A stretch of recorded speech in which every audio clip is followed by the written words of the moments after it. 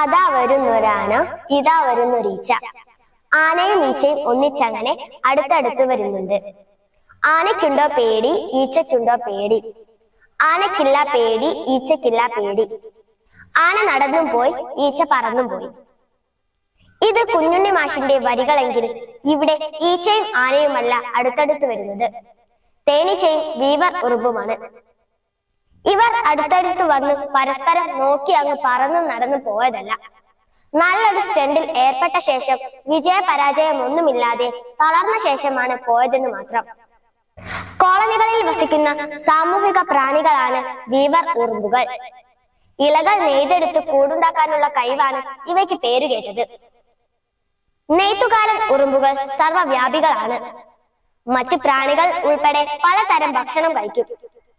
ഒരു നെയ്ത്തുകാരൻ ഉറുമ്പ് ഒരു തേനീച്ചയിൽ നിന്ന് ഭക്ഷണം മോഷ്ടിക്കാൻ ശ്രമിച്ചേക്കാം. പക്ഷേ അവ ഒരുമിച്ച് ഒരു സ്റ്റണ്ടിൽ ഏർപ്പെടാൻ സാധ്യതയില്ല. ഇവിടെ സാധ്യതയില്ലാത്ത ഒരു കാഴ്ച ഞങ്ങൾ മൊബൈലിൽ പകർത്തിയത് നമുക്ക് കാണാം.